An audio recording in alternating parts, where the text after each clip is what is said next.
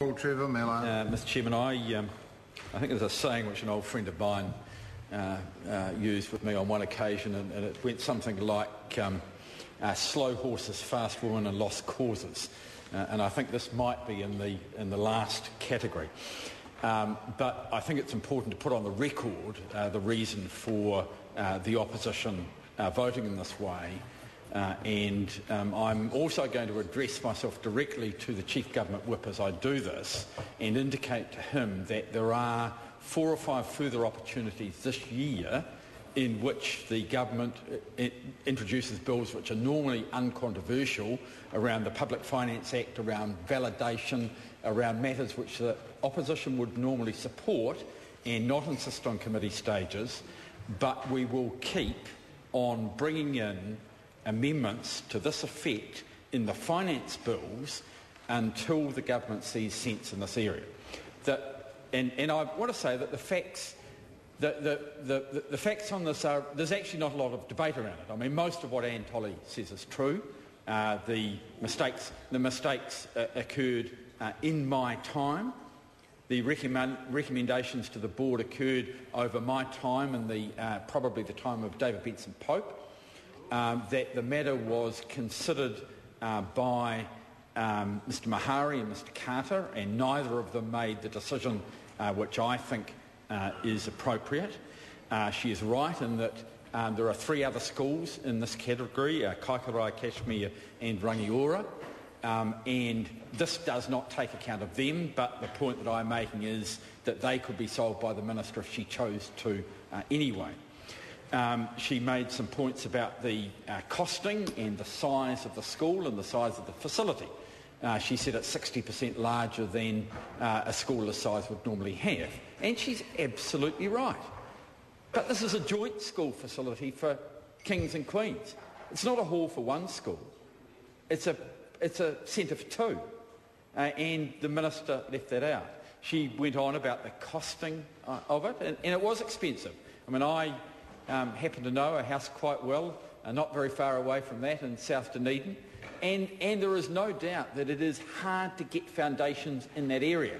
And this school had to have, this building had to have, because of modern requirements, about $750,000 worth of slab put down in order to build it on, and that added to the cost. So if we take those 2 factors into account, the fact that the Minister indicated that this she spoke about the full cost, but she unfortunately got mixed up between building costs and fitted out costs, and she added the fit out costs into the building costs and was confused on that as well. So, but notwithstanding all of that, what we have now, as a result of the poor advice that was given to a previous board by a previous principal, we have the situation where a school is paying $4,900 every month,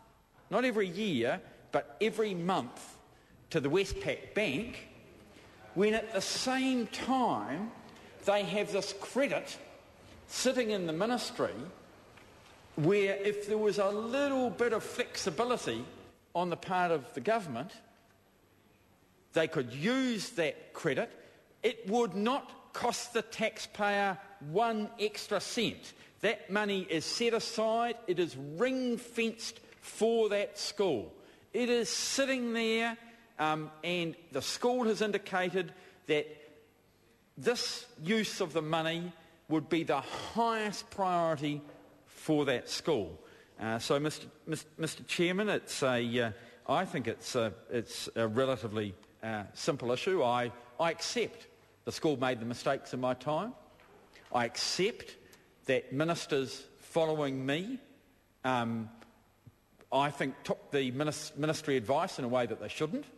I think it's fair to say that some parts of the ministry are more rigid and think less about the quality of education and the purpose of operational funding than others.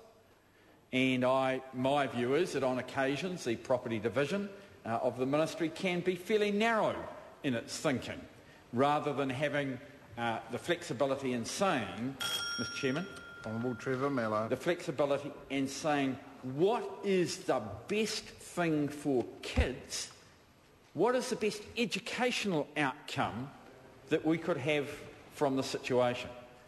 And having 4,900, enough for another staff member, enough for a couple of just about full-time teacher aides to work with kids with disabilities, the ability to buy 5 computers for the school every month, the ability to do just some of the routine maintenance around the school. There are lots of things, from my perspective, that can add much more to the quality of education at King's High School than giving $4,900 every month to the Westpac Bank.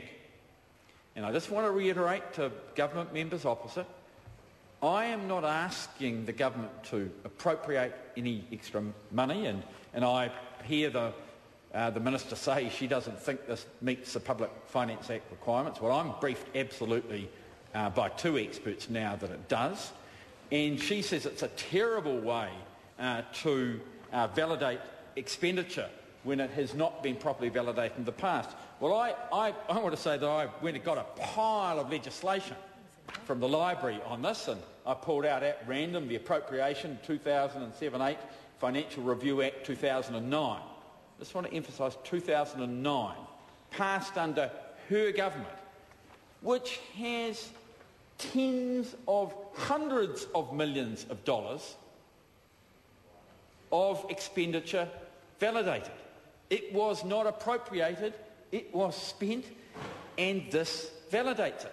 It is very much, it's the essence of our Constitution that it is the role and the right of Parliament to validate expenditure or to amend its legislation. And there is no doubt that a specific amendment like this on a particular issue overrides the Public Finance Act for that issue only.